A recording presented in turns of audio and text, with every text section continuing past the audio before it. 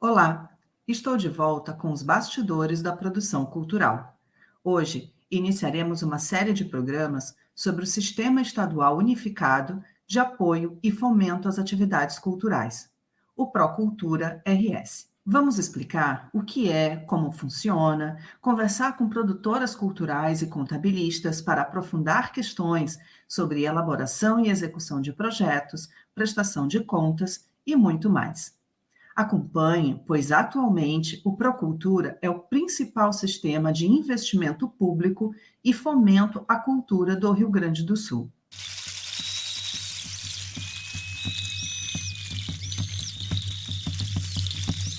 O Procultura RS foi instituído em 2010 e tem por finalidade promover a aplicação de recursos financeiros em projetos culturais credenciados ou selecionados em edital. As formas de financiamento podem ser indiretas, por empresas que poderão compensar o valor aplicado com o ICMS a recolher, aqui no caso a Lei de Incentivo à Cultura, LIC, e diretas, pelo Estado, com recursos do Fundo de Apoio à Cultura, o FAC. A aplicação desses recursos financeiros deve observar algumas diretrizes: a distribuição dos recursos entre os diversos segmentos culturais e áreas de interesse cultural, distribuição dos recursos a projetos culturais de várias regiões do Estado, transparência através da divulgação à sociedade de todas as informações referentes à utilização dos recursos financeiros e sua efetiva aplicação na realização de atividades culturais, e também estímulo a novas iniciativas culturais e promoção e facilitação do acesso à cultura pelos diversos segmentos da sociedade rio-grandense. Lembrando que o órgão gestor, no caso a Secretaria Estadual de Cultura, estabelece as prioridades para a aplicação desses recursos com base no Plano Estadual de Cultura e após a realização de audiências públicas e ouvido o Conselho Estadual de Cultura. Nada é decidido apenas pelo órgão, e sim a partir da participação social. A estrutura administrativa vinculada à Secretaria de Cultura, que é responsável pela seleção dos projetos, é a seguinte: em caso de projetos apresentados via LIC, é o Conselho Estadual de Cultura, e em caso de projetos via FAC, compõe-se uma comissão julgadora constituída para cada edital de seleção e conta com critérios específicos definidos em cada edital. Mas, em geral, essas comissões não podem ser formadas por servidores da Secretaria de Cultura, seus cônjuges e familiares, membros do Conselho Estadual de Cultura, também seus cônjuges e seus familiares, e outros critérios que garantem a transparência e o não favorecimento a quem está dentro do sistema de cultura. Uma observação, aqui em Cachoeira do Sul, infelizmente, vemos esse tipo de situação ocorrer quando há proponentes contemplados ou projetos subsidiados pelo município que são de familiares e cônjuges de membros do Conselho Municipal de Cultura e servidores do órgão gestor.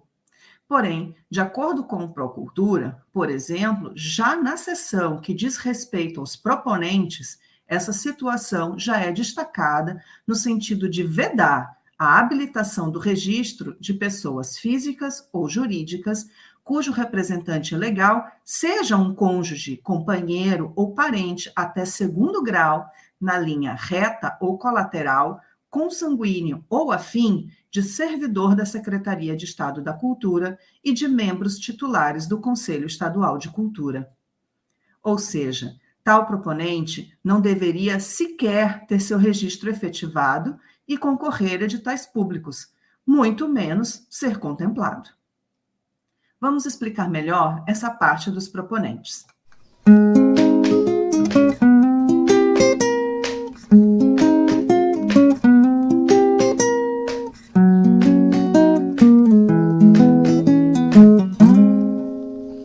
Para concorrer aos editais do FAC e apresentar propostas para a LIC, proponentes de projetos devem efetuar o registro junto ao Cadastro Estadual de Proponente Cultural, em uma das 3 modalidades: pessoa física, jurídica ou municípios do Estado.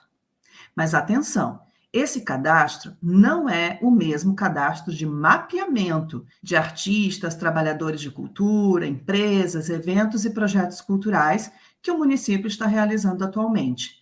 Este mapeamento deve conter todas as informações sobre a produção cultural do município. No caso do cadastro de proponente cultural, é específico para apresentação de projetos. Para cada modalidade, tem as suas normas e documentações específicas de cadastro, que já comentamos em programas anteriores.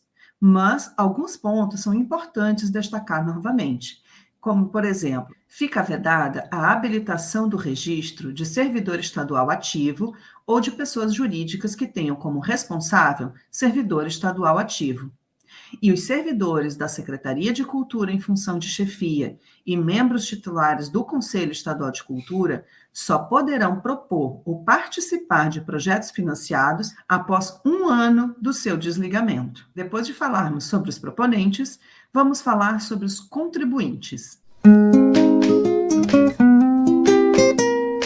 As empresas que financiarem projetos culturais devidamente aprovados poderão compensar até 100% do valor aplicado com o ICMS a recolher, a partir da validação da Carta de Habilitação de Patrocínio, que concede o benefício fiscal para compensação. Destaca-se nesse ponto que é vedado à empresa financiadora o recebimento de qualquer vantagem financeira decorrente do financiamento que efetuar, e não é admitida a utilização de recursos de incentivo fiscal para projetos onde haja vínculo de parentesco até 3º grau, inclusive por afinidade, entre o produtor cultural e o contribuinte. Para falar um pouco mais sobre a LIC, quais empresas podem financiar projetos, os critérios, procedimentos e valores, teremos em breve um programa específico sobre o tema, abordando as mudanças e atualização que ocorreram este ano, e contaremos também com uma convidada especial da área contábil, que vem se especializando no setor cultural para facilitar a participação das empresas que têm interesse em ingressar no sistema de financiamento da cultura no Estado. Hoje, vamos focar no FAC, Fundo de Apoio à Cultura.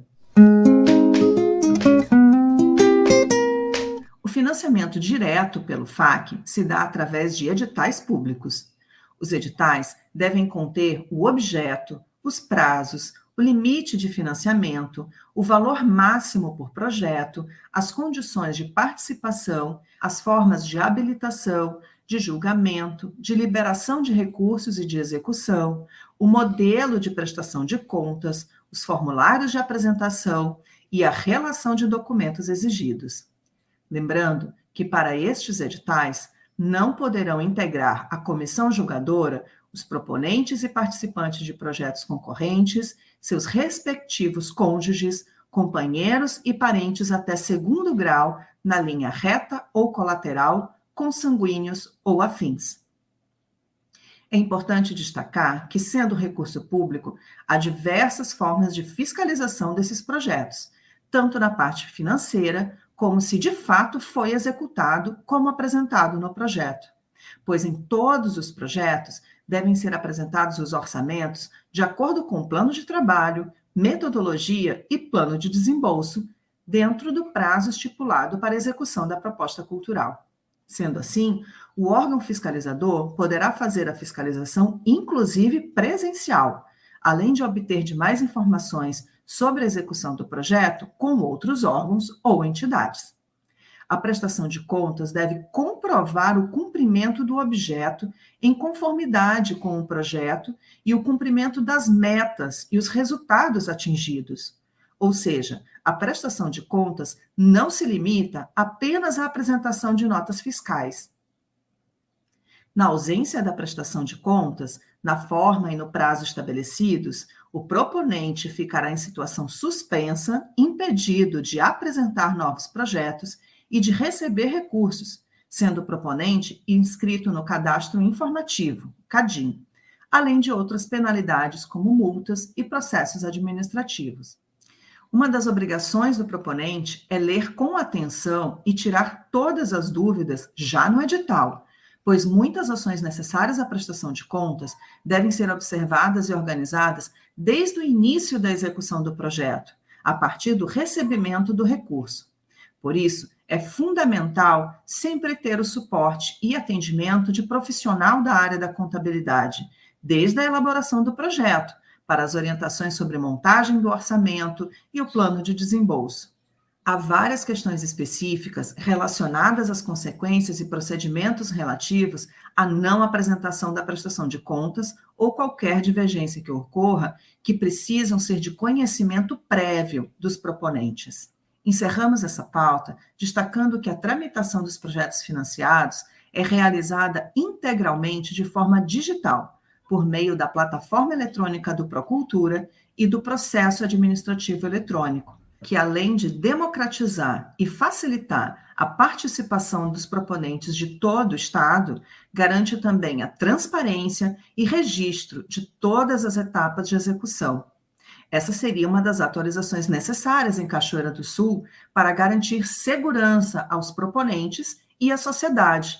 Ter uma plataforma digital para o cadastro cultural e de projetos garante transparência, acesso democrático e certeza de que as informações estão corretas e completas.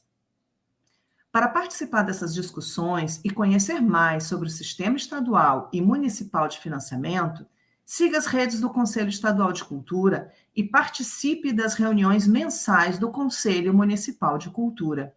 As reuniões ocorrem no Arquivo Histórico do município, na Rua 7 de Setembro, 350, e você pode informar sua presença através do telefone 3724-6006 ou pelo e-mail cmpc@cachoeiradosul.rs.gov.br. O Conselho de Cultura é a instância que deve atender ao setor cultural, orientando e fornecendo informações sobre tudo o que estiver relacionado à política cultural do seu município. É a instância principal para a participação social e definição de ações e estratégias a partir das demandas e necessidades apontadas pelo setor e pela sociedade em geral. Até a próxima!